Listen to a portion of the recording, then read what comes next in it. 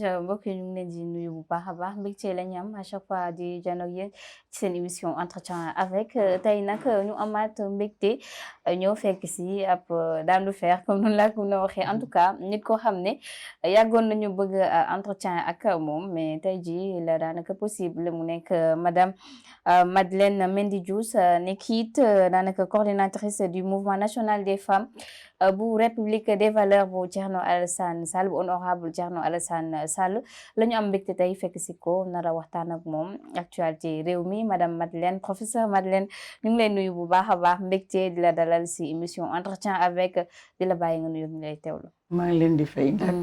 di leen dalal. yow ak sa caméraman bi Khalil di kontaan ci seet si bi ngeen ma seet si. di wax ne ñëw ngeen seen kër. di leen féliciter ci liggéey bi ngeen di liggéey. di profiter ci occasion bi également pour féliciter et encourager seen présidente seen directrice. Aïssatou Diop Fall. ci taxawaayam.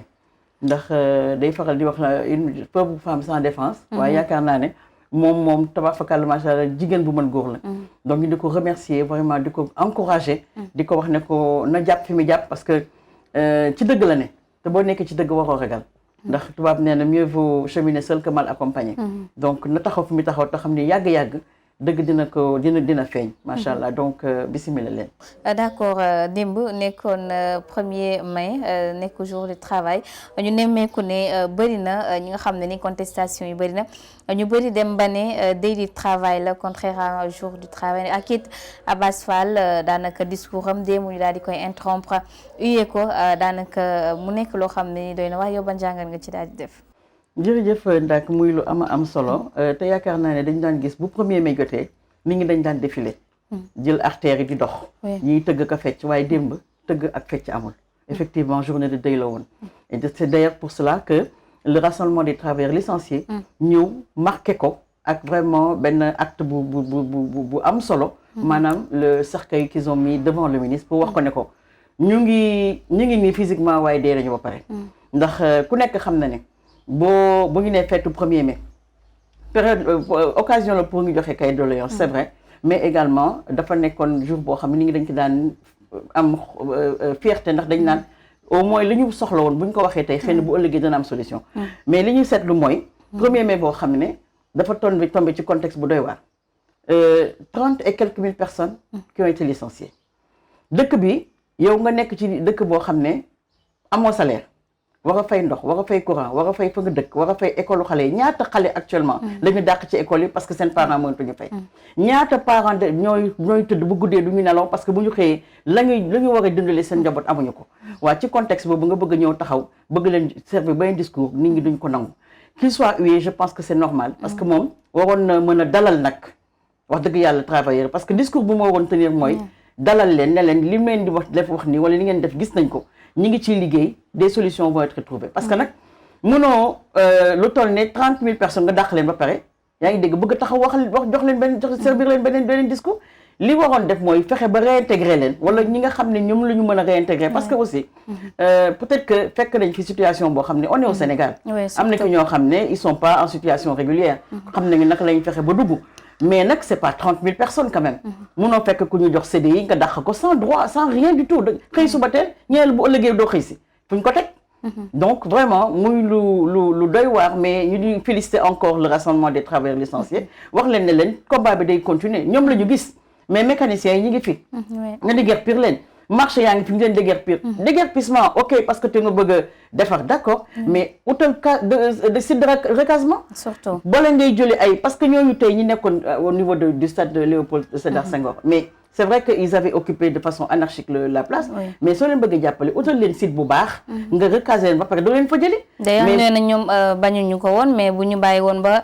tabaski bi jàll on est à un mois de la tabaski tey jii ku nekk xam ne tabaski dafay metti te ñoom ci loolu ñuy am par jour wala li ñuy am ak seen ay clients ci la ñuy mën a suturloo mais doo bàyyee ba comme ni ñu defoon c'est ce que le maire de Keur Massar avait fait également à quelques semaines de la Korité mu déguerpir leen alors que ñooñu dënd nañu seen ay bagages jënd seen marchandise di préparer quand même une fête aussi grande que la Tabaski ou la Korité donc il faudrait que les gens en tout cas nos gouvernants là reviennent à de meilleurs sentiments nañu toog te dal te xam ne dëkk bi ñun ñëpp ko bokk on est tous des Sénégalais mais wax nañ ci raison yi tax ñu jële fa ñooñee ay employés fictifs lañu ak ñoomi seen même si bu nekkee rassemblement des travailleurs di RTS daal dinañuy dem daanaka wax ne yooyu les cadres amut démentir le ministre muy mel ni bras de fer am na ci diggante secteur ñi nga xam ne ñoo di les licenciés ak l'État bu Sénégal. mais des bras de fer day am parce que ñi nga xam ne ñoo jiitu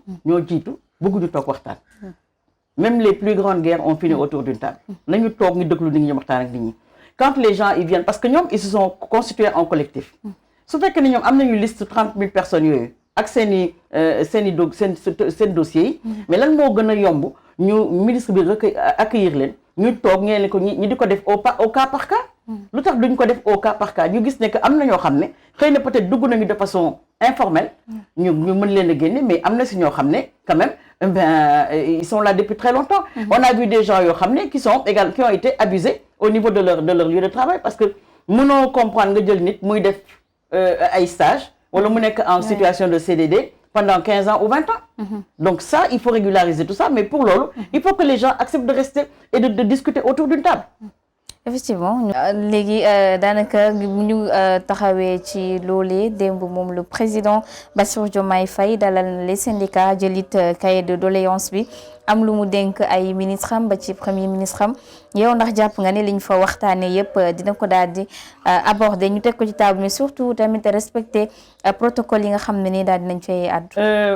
ndax dafa am loo xam ne bu xasee ba xam nga dañu naan am na luy feeñ ci sëy nuyoo woon na ca ngor dañ ko faale woon am na lu fi jot a xew lu bari loo xam ne bu fekkee ne syndicat yooyu dem signer le soi-disant pacte là social bu dee ñoom loolu ci loolu li ñu leen wax la ñuy tënku ba def ko ça n'engage que mais dama ne ndaak yàggul ñëw nañ fi président ñu fal ko mu dem consulter le conseil constitutionnel pour xam ndax élection législative dina am ou du am conseil bi tontu ko mu denc ko pendant 2 mois kenn yëgu ko opposition bi yëguñu ko muy benn ñi dem fii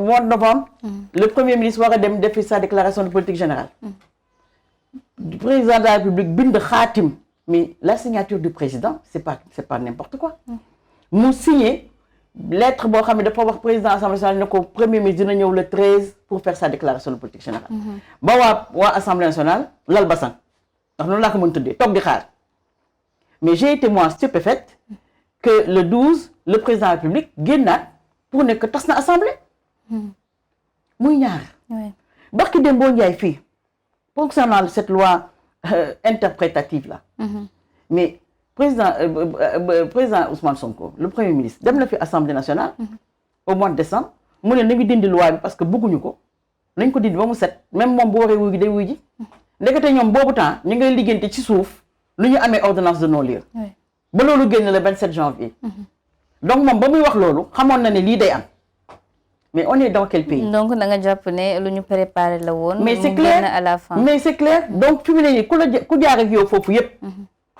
bu ñëwee ne la kaa ñu waxtaan boo demee ci waxtaan bu loolu fekk yaa ko teg sa bopp. effectivement en tout cas doy na waar ñu àddu rek ci leneen loo xam ne it actualité la mu di Fonds Force Covid 19 gis nañ ne it daanaka moom Ndeye Saly Diop Dieng ak it tey daanaka Moustapha Diop taxaw nañ ci seen ay mbir commission ad hoc bi taxaw na te nag lu taxaw pour lever seen immunité parlementaire mbir mi sûrement nekk loo xam ne dina laaj acté wu tey Fonds Force Covid 19 Sénégal rek nekk pays boo xam ne mu ngi toppaat ci ginnaawam mbir mi amuser la galerie la wala daanaka def contre-feu ci li nga xam ne ni moo di les choses urgentes yi nga xam ne ñu. waaw man je pense que ñoom comme wax dëgg yàlla ñoom dañuy wax rek. luñ fi fekk la. Parce que je pense que la procédure avait déjà été enclenchée et que ñoom dañu ñëw ils ont pris les choses en cours mais dama jàpp ne fonds force Covid yi ndax lu ci waay lekk même bu dee 1 franc da nga ko war a goxe surtout mais loolu justice mooy wax ndax jël nañu wala jëluñu ndax nag ku fàttelu ko ba ñuy daan rester chez vous dafa metti woon oui surtout jaaykatu fonde yi jaaykatu ndambe yi nga xam ne ñoo doon parce que Sénégal ku nekk xam ne 3 repas amatul. bu guddee ku nekk dana gàddu sa kopp dem ngeen di fonde. 18h nit ñi boo génnee ci biti ñëpp a ngi daw parce que ñëpp a ngi bëgg egg ba lay 20h. ñi ngi nekk ci xat-xat boo xam ne kenn mënul xam lu mu demee. Sénégalais yi yërëm gouvernement bi fi ne woon ba génnee 20 milliards ndax ñun sa bos du ngi ci sama bos ak bosu Khalil mi ku nekk génnee nga sa gafa ga dara teg ci ne gouvernement bi ñoo la dimbalee lii ba muy 20 milliards.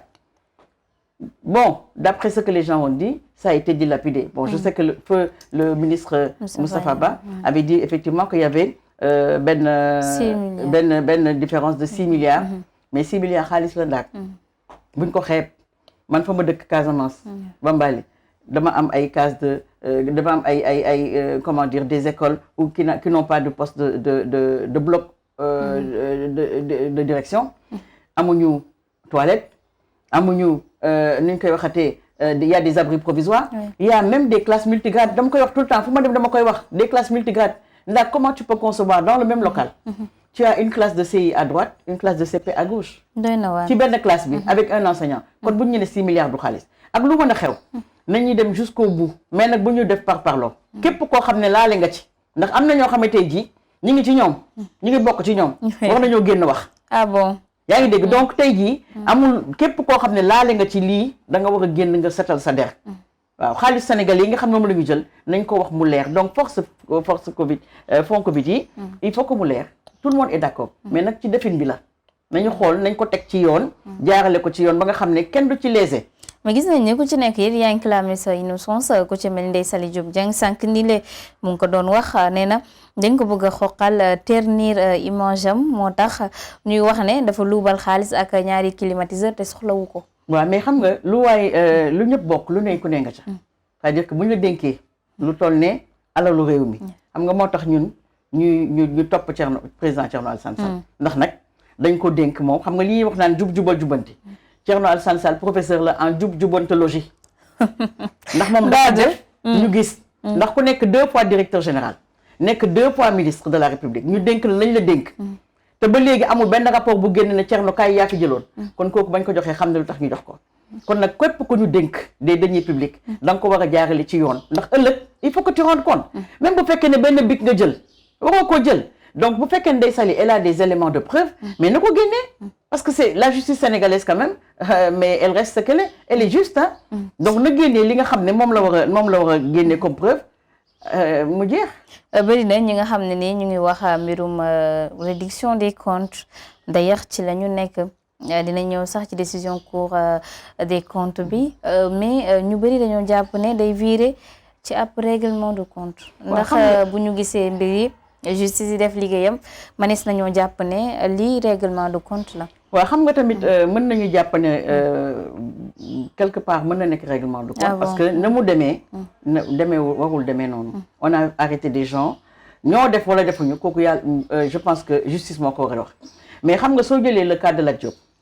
ñu ne Lat Diop a été corrompu. waa ji ko corrompu taxaw wax ne man maa ko jox.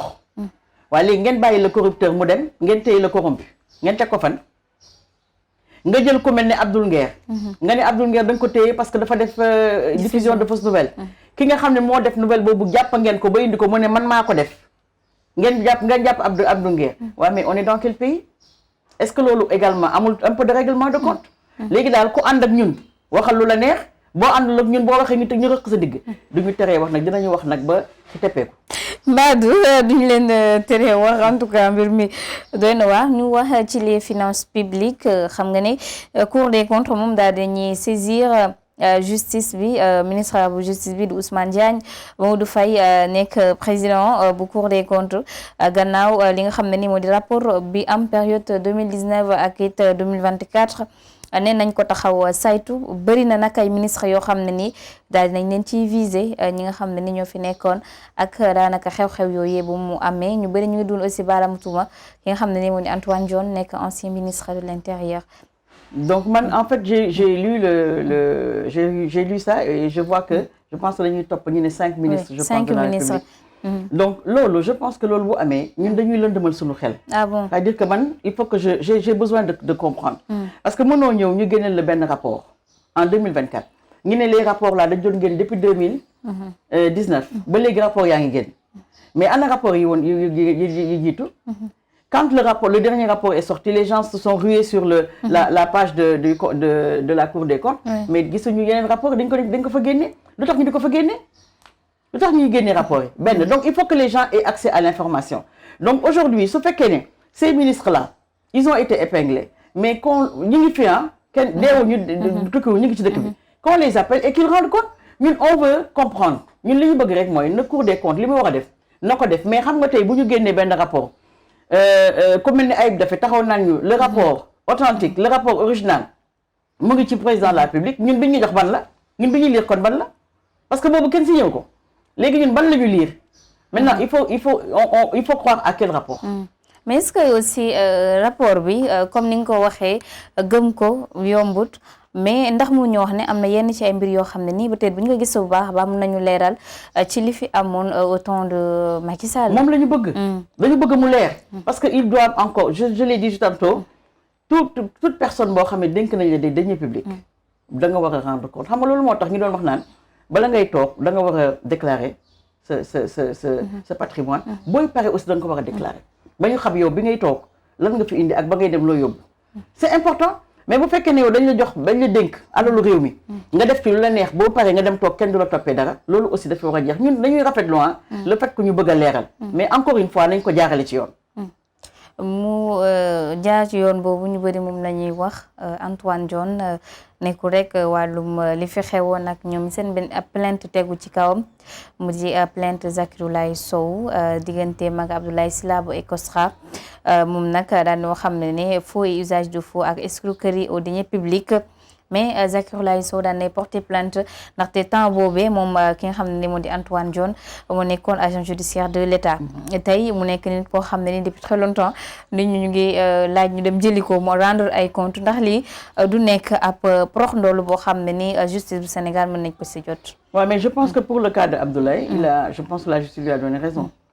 wax nañ ko delloo àlalam parce que liñ ko toppee woon liñ ko waxoon defu ko donc je pense que loolu moom au moins moom mën na souffler un peu parce que quand même gis nañu fii ay employés dem bay bëgg a attenter à leur vie parce que tout simplement amoon nañu ay besoins yu ñu mënul régler donc je pense que fii Antoine Diome qu'on le poursuive parce que dañ ko pressentir ci dara moi je trouve que l'un dans l'autre képp koo xam ne laale nga ci wala am na jiixi jaaxa ci xelu Sénégalais parce que c'est les Sénégalais qui ont envie de comprendre ñun dañu bëgg rek ñu expliquer ñu lan moo xewoon diggante telle période ba telle période lan kan moo jël ak kan moo jëlu justice bi moo war a def liggéey bi mais avec vraiment sérénité moo bañ a am par parlo parce que convocation yi bari na par réduction des comptes mais règlement de compte ñu bëree ñu ngi ciy wax démb ay partisans Farba Ngom daal dinañu jóg àddu ci mbir mi xam le ne jot na ñu bàyyi ko mu dellu këram jàpp nañu rakam fekk këram 1 million et quelques yóbbaale ko loolee yëpp tey mu mel ni daanaka nañu naan justice bi day acharné wu ci kaw ki nga xam ne ni moo di moom Farba. waaw mais waaw parce que man damay jàpp ne ku mel ne Farba Ngom en lisant la presse je me suis rendu compte que ñoom dañu ne que Farba a mis sur la table une caution. Oui.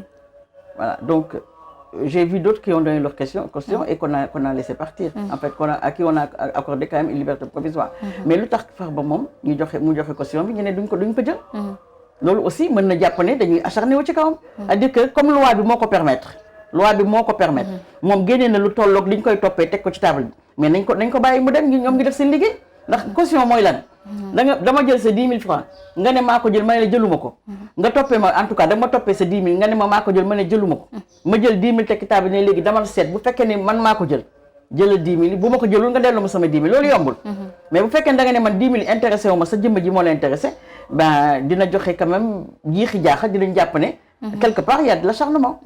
mais opposition bi aussi ñoom ndax jotul aussi ñu tourné wu daanaka regroupé wu doon benn ndax gis nañu ne point de presse yi bëri na di si d'ailleurs en tout cas ci nekk yaa ngi woote ci sa côté ndax nekkul ne loolu gën a may force ki nga xam ne ni moo di Ousmane Sonko moom le PM. waaw opposition bi mën nañu retrouver parce que il l'avait fait avant gis nañ fi F24 gis nañ fi FDR bu yàggul et tout donc les gens sont en train quand même de discuter ensemble de voir ñi mën a ànd parce que xëy na ñëpp mënuñoo ànd mais ñu mën a ànd danañu ànd parce que nag mbooloo mooy doole d'accord donc les gens sont en train de discuter même bu fekkee ne c'est pas de façon officielle mais gars yi ngi gisee di waxtaan di xool di recouper bu togg bi ñoree rek danañ ko yegg Mbazou bu togg bi ñoree di ngeen ko yëg ñu wax ci daanaka votre cas muy Thierno Alassane Sall gis nañ sortie bu nga xam ne ni def na ko barki démb ci France 24 ba nii te li nga xam ne nii dellu siwaat na ci mais Thierno Alassane gis nañ à chaque fois bu génnee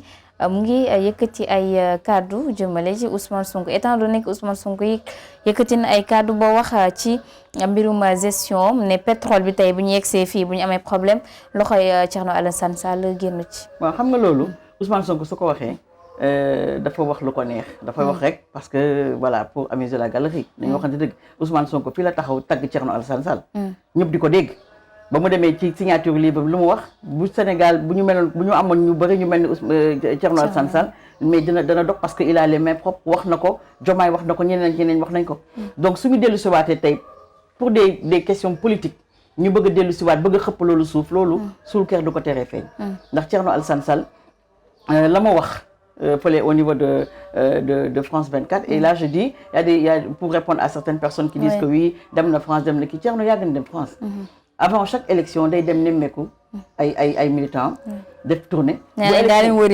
voilà bu élection jeexee yaa ngi dégg mu delluwaat pour les remercier maintenant si à cette occasion-là il a la possibilité de parler à une presse française il va pas cracher dessus donc li ñuy wax mooy Thierno Alassane Sall mënuñu ko taqal ndax nag ndaag coolee fi ne rek ils ont cherché à ternir son image mënuñu ternir image am Thierno li muy wax buñ ko bëggee topp ci pétrole bi koo xam ne il a démissionné de son poste de ministre parce qu'il n'a pas voulu signer contrat boo xam ne ça va à l'encontre des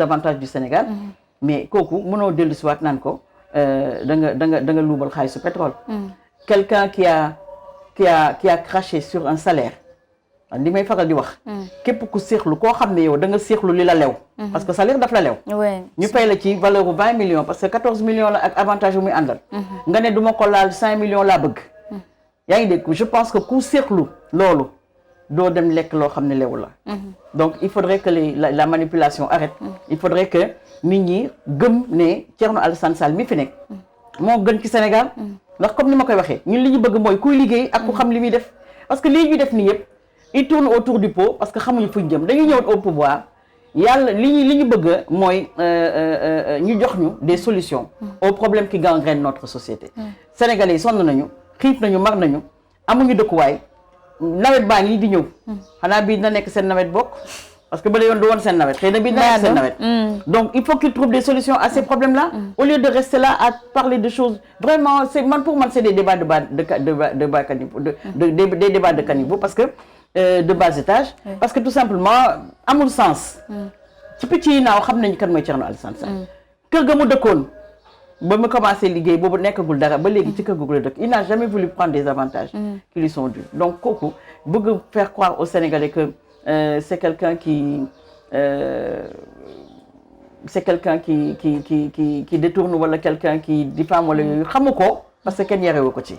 mi en tout cas même bu nekkee moom Ousmane Sonko wax na lim ci wax ba pare bari na ñu koy attaqué ko ci mel ni des Azer bu bees bi Jean-Michel Ngagne Demba Touré Somi Sène ñoom daan nañu xam ne waxuñu rek problème ci pétrole bi mais Thierno Alassane Sall am na lu mu luubal ci kopparu réew mi am na it yenn ci ay daanaka comme ni nga ko waxee sànq wàllum avantage yoo xam ne da ko jël féetale ko ci kanamam te justice pôle judiciaire financier dafa war a activer wu ci moom jël dossier Thierno Alassane Sall teg ko ci table bi te gis nañ ne dossier yi am yëpp Pastef annoncé woon na ko.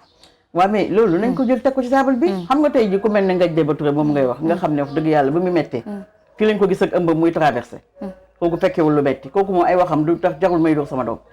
Jean-Michel lan la xam ci Thierno Alassane Sall moom la lijjanti problème bi Mame Arcop nañ ko lijjanti xaalisu espagnol nañu wax fan la xaalis bi dugg 5 milliards yi nga xam ne moom lañ leen toppee nañ ko wax on a vu ici le problème de l'ONAS et cetera donc problème yaa ngi ne gaañ yoo xam ne ñu war a mën a régler wuñ ko ba pare di gestu en fait man pour man échappatoire la ji wut tey contre fa lañ doon wut Thierno génn na sànni leen ay bal ndax nag le président Thierno le premier ministre Ousmane Sonko moo dem assemblée nationale ñëpp di ko dégg mu ne président Thierno Alassane Sall dama bëgg ñu def débat public ñëpp dégg nañ ko Thierno ne ko yow foo ko bëggee woo ma 4 heures du matin ba xam léegi nag xam nañ ne loolu bi ko Ousmane Sonko di wax xamoon na bu baax ne loolu mënul nekk.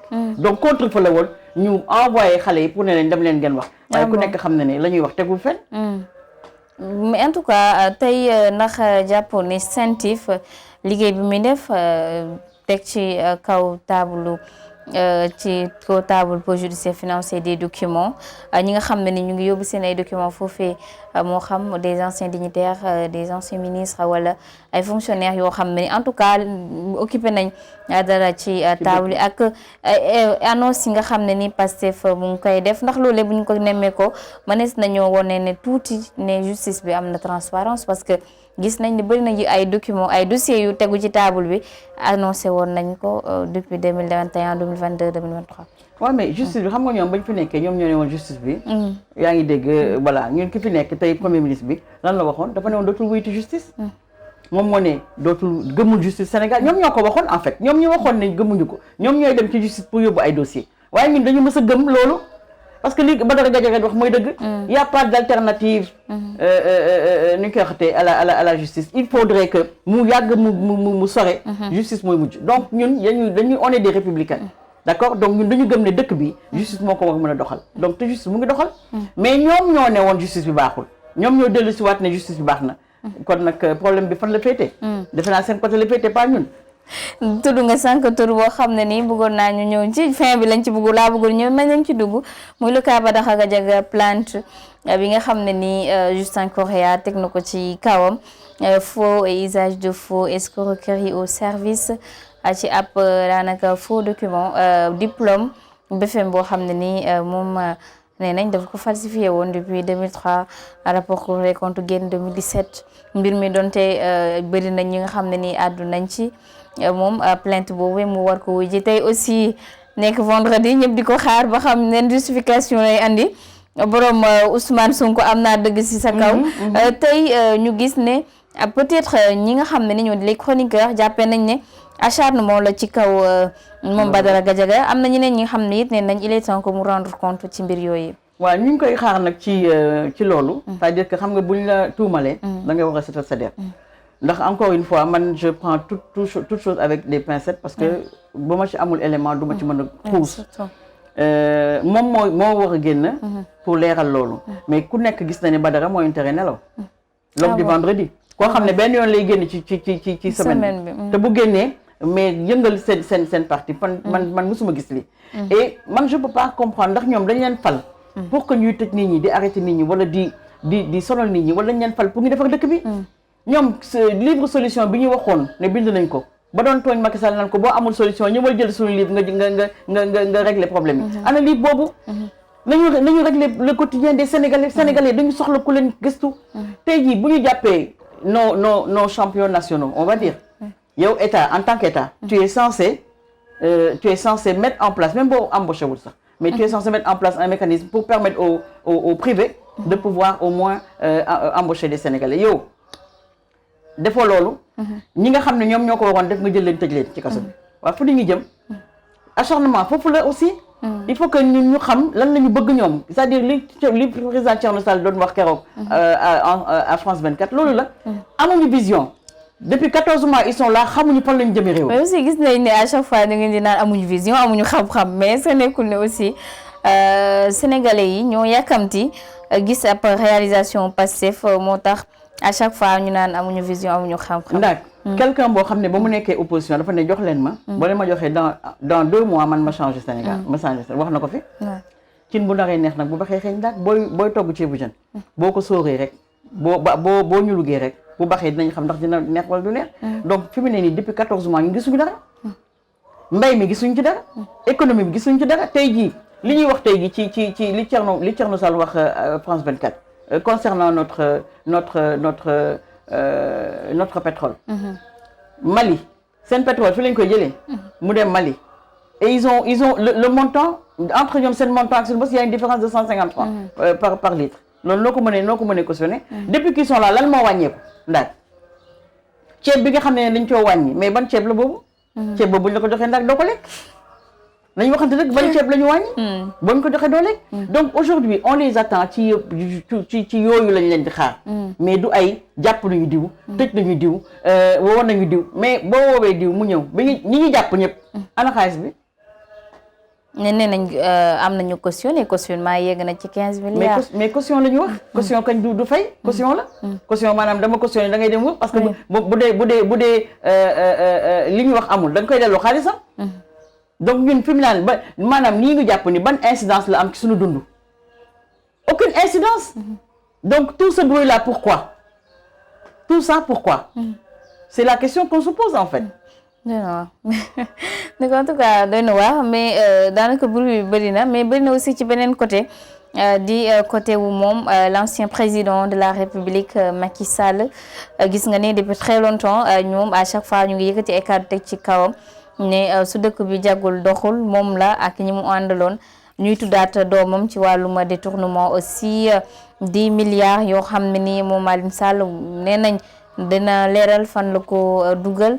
tey rapport boobu tegee ci kaw table pôle judiciaire financier mu ñëw wuy si fii ci réew mi ndax jàpp nga ni dina am ndaxte ñu bëri ñu ngi koy tëkkaleeg Karim Wade bi nga xam ne ni renoncé woon na ci ay privilèges ñëw wuy si justice bu Sénégal. man daal Ndak diggante Macky Sall. Ousmane Sonko. Diomaye Faye. duma ci wax lu bari parce que ba ñuy tëgg li ñuy tëgg kenn fekkewu ko. ah bon ba ñuy waxtaan seen waxtaan. kenn fekkewu ko. fii dégg nañ fi protocole de Rebeuss ak de kii Cap Manuel ak dégg nañ fi reer kër Macky Sall ak léegi ne dégg nañ ko fi fii le président toog ne ba Macky Sall di génn fi maa ko jox avion bu dem donc man diggante ñett ñooñu ñoo war a wax ni Sénégal yi lan moo xew parce que boo gisee ñu egsi fi ñu egsi y a une partie qui a brisé le protocole am na partie bu rompre protocole bi am na lu ñu waxante woon certainement bon finalement xëy na am na partie boo xam gis ci boppam parce que loolu yëpp xam naa ne li ñuy waxante woon bu àddu woon xëy na du ñu egsi fi ñu egsi parce que nag il faut pas oublier que amnistie moo leen génne kan moo jox ak ku proposé amnistie bi Macky Sall ak dafa xëy suba tey joxe amnistie bi noonu waxtaan nañu balay amnistie bi génn na moo tax ñoom ñu doon li ñu doon waaye léegi duñu wax ci loolu qu'est-ce qui s'est passé pour que entre temps ñu génnee ñu déterrer la hache de guerre c'est à eux de le dire mais kon da nga jàpp ne dara amoon na parce que ñoom Bougane Gueye Dany ak ñoom ñëpp ñu ngi ko doon wax naan daanaka waxtaan am na diisoo am na. mais waxtaan boobu ak diisoo boobu am na ñu ko weddi woon na. le gars qui a été limogé. de la présidence Pape Mahawa lan la wax. dafa nettali reer ba. kon koy waxtaan am na.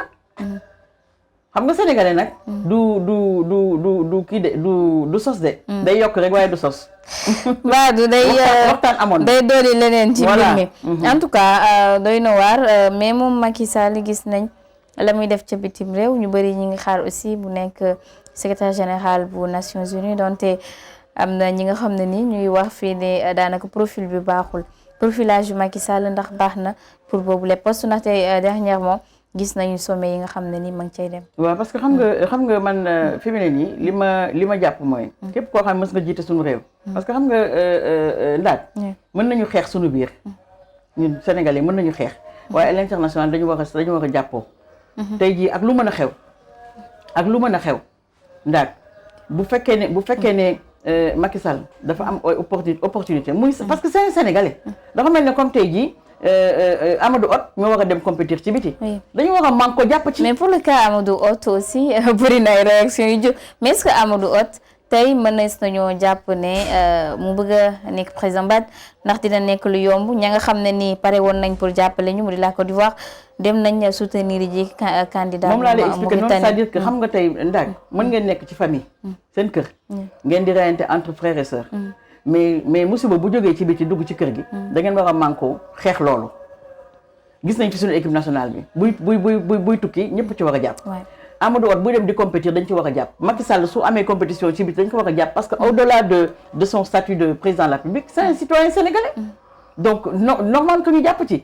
mais bu fekkee ne yow à chaque fois parce que yow damay xeex ak yow politiquement rek. yow boo waree dem ci beneen domaine du ma ci jàpp mais loolu. day indi division boo xam ne jaru ko parce que on reste toujours des Sénégalais. ñu gis ne politique autant amutoon haine amutoon yenn ci ay mbir yi nga xam ne ñu ngi koy dund tey politique yi boobu ñëw changé. mais il faut leneen ñëw ay nit di faatu. ñu leen koy yéene lan moo changé langum politique bu Sénégal. Waaw c'est dommage parce que depuis quelques années quand même il y a une haine viscérale qui est en train de s'entretenir entre ñun Sénégalais. nga gis ci benn kër mag ak rakk duñu wax yaay ak doom duñu wax li ko indi mooy une façon malsaine de faire la politique. mën nga def sa politique te doo ci ŋàññ kenn doo ci envoyé kenn ay invectives gis nga ni fii sunu chefs religieux yi li ñu leen di traité. lan lañ fi déggul nos chefs religieux lañ fi déggul. on les a traités de tous les noms d'oiseaux. D'accord? Donc on a manque de respect, n'est-ce pas, à nos marabouts, on a manque de respect à nos parents, on a manque de respect à à tout le monde finalement. Donc yow da ngay xool génération bii nii xale yi booy xool. loolu moo dafa mel dañ ko wàcc ci ñoom cette humanité là la ñu wàcc ci ñoom. parce que da ngay xool ndax ça se répète partout. li am léegi comme agression gis nga ko. li am comme meurtre gis nga ko ci loo xam ne dañ doon xuloo pour 500 francs wala pour taasu café jam na ko paaka denn xamuñu woon loolu. donc il faudrait que moo tax ñun République des valeurs ñu ne il faudrait revenir à des fondamentaux mooy les valeurs. valeurs dafa am solo tey ji dañu war a defaraat société sénégalaise bi. dañu war a reconstitution ndax dina nekk lu yomb. étant donné bu ñu gisee ne tey. boo leen waxee ñu traité leen d'opposition bu mer bu inexistante. non mais xam nga bu fekkee ne ñi nga xam ñoo nekk ci kaw. maanaam tey bu ñu jëlee le président Ousmane Sonko. à chaque fois qu'il sort opposition moom il en a pour. et vous traitez de résidu. donc aujourd'hui quand le premier ministre traite l'opposition de résidu. mais je pense que kooku c'est une insulte et c'est excessivement grave. parce que mënoo jël sa opposition dëkk foog mu am opposition. dëkk. kii bu baax sax pouvoir bu boolu boppam sax dafay soxla opposition bi. donc tey boo jëlee lu mel ne comme président Ousmane Sonko. premier ministre di traiter l'opposition sénégalaise de résidu. mais je me dis que quelque part il y a des choses à régler quand même. parce que loolu waxuñu ko mën a nangu sax nag.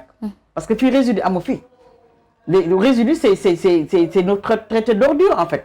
et parallèlement il y a le président de la République qui appelle à un dialogue. oui. d'ailleurs foofu laa bëggoon ñëw mu nekk suñ dernier ponk bi mu di dialogue le 28 déjà loolu ndax bëri nañ ay réactions yuñ ci jur on parle pas du parti au pouvoir ndaxte ñoom am ñoo xam ne ñu ngi ci àddu mais opposition bi ndax division du am bu ñu gisee ñenn ñi ne dem dialogue gi baax na ñenn ñi ne duñ fa teg seen tànk. waaw xam nga li ma la waxoon sànq bi ñuy démarrer émission bi xam nga man je fais partie je suis dans un parti qui s'appelle la République des valeurs. et ñun lépp lu ñu def dañ ko de façon démocratique. donc cette question n'a pas encore été abordée. D'accord et on ne s'attendra certainement pas à l'aborder mais moi en tant que sénégalaise citoyenne sénégalaise am naa sama mot à dire ci loolu parce que man gëwuma neutralité. dara ñëw nga ne non je suis neutre non gëwuma loolu mais dama jàpp ne man doo yor paaka parce que Ousmane Sonko nag ëpp ñu fayda. man de Ousmane Sonko ëpp ma ful la man parce que bañ ko woowee dialogue Macky Sall dafa ne mënoo ma teg paaka di ma woo dialogue te moom tegul nit ñi paaka jaasi lañ teg mënoo ma teg jaasi di ma woo ci dialogue. jaasi la leen teg boo ko gën a flagrant kon. jaasi lañ teg ci pour ba pare bëgg ñu dialoguer. duñu ko nangu. man personnellement man Madeleine Mendy en tant que citoyenne sénégalaise man boo woon dialogue bu du ma ca dem. parce que boo ca demee loo ci fekk yaa ko teg sa bopp ndax wan nañ ñoom déjà que la ñu bëgg def la ñuy def. la ñu waxante dëgg. la ñu bëgg def la ñuy def c'est-à-dire que bu ñu woowee dialogue tamit ña fay dem c'est juste pour valider des décisions qui sont déjà prises. mais en tout cas dialogue boobu balaa ñu ñëw si les propos de Waly Diouf Bodiang dialogue boobu ndax tamit nekkutul mënutoon nekk yéen occasion pour yéen opposition pour ngeen dem jàkkaarloog Ousmane Sonko feneen fu dul assemblée nationale ndax gis nañ ne li ngeen di gisante wériwut. waaw mais ndax li mu la wax moo ci ne. c'est-à-dire que man am na loo xam ne ndax boo ma ko xasee ba def.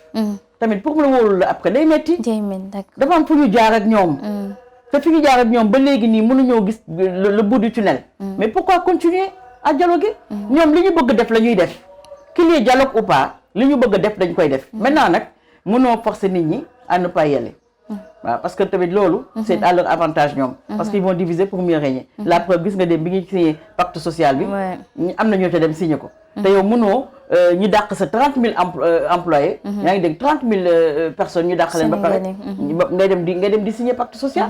mais c'est à la limite. c'est aberrant quoi. donc man li ma jàpp mooy ndax. pour que ñu mën a toog waxtaan. il faut que le premier ministre Ousmane Sonko qu'il revienne à de meilleurs sentiments.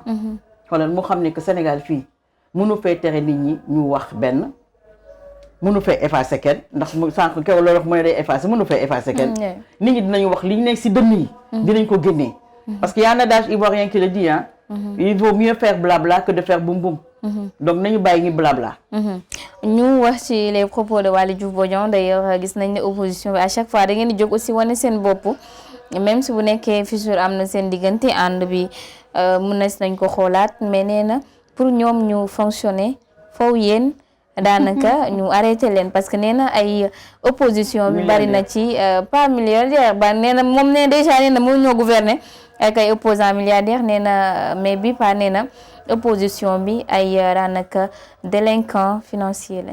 voilà léegi xam nga Waly Diouf buñ ko soxlaa dañ ko wax mu dem liggéenti ji port ndax moom lañ jox port autonome de Dakar waxuñu ko mu passer toute la journée devant son clavier di xool ku wax ak ku waxul parce que am na ñu war a wax loolu donc moom su fekkee dafay def à chaque fois moom tamit bu génnee il a des propos blessants et c'est pas responsable gis nga responsable dafa am nooy waxee mën nga wax sa soxla te doo yónni invective doo insulter kenn doo blesser kenn mais Waly Diouf à chaque fois qu'il sort également c'est pour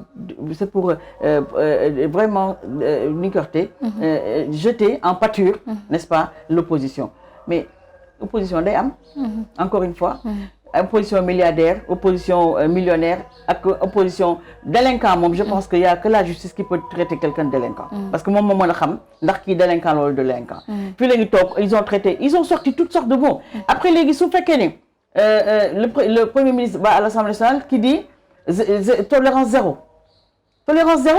kenn warul saaga kenn cautionné wul saaga mais ñoom ñoo yore saaga yi ñoom ñooy saaga ñoom ñooy manque nit ñi de respect ñoom ñooy traité nit ñi de d'ordure tey ku ko defoon ci ñun tey ku ko defoon doo fanaan sa kër loolu ñu tuddee ko naka donc Waly Diouf li mu war a def mooy mu bàyyi mu ligganti pooram bi te bàyyi ñu war a wax ñu wax loolu lañ ko sant te mu bàyyi clavier bi.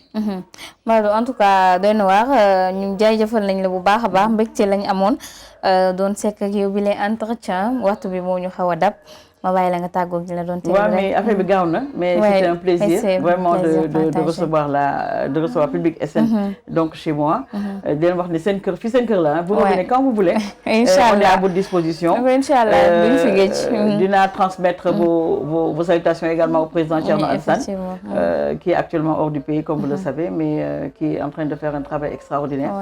di féliciter di encourager Sénégalais yi di leen wax ñu yokk muñ parce que quand même bu fekkee da nga nekk ci dëkk boo xam ne amatoo sañ-sañ wax presse bi gis nañ li xew ci presse bi yaa ngi dégg ñu ngi bëgg a museler presse bi te loolu yaakaar naa ne Sénégalais c'est l'affaire de tous les Sénégalais parce que mënoo tey président de la République egsi recevoir les jeunes reporters waaye léegi pour que les jeunes reporters il faut qu'il y ait organe de presse pour qu'il y ait organe de presse il faut qu'il y ait chef qu'il y ait quand même des patrons de presse léegi lu tax recevoir le patron de presse yi déjà pour waxtaan ak ñoom donc ils font les choses à l'envers aujourd'hui les patrons de presse nga xam ne tey ak lu mu gàtt boo demee organe bu nekk dina am au moins 5 personnes yow nga tëj ci 300 et quelques organes donc ça veut dire que il y a au moins 1500 personnes yoo xam ne tu les as mis en difficulté yaa ngi dégg donc loolu nga def parce que quand même il faut pas oublier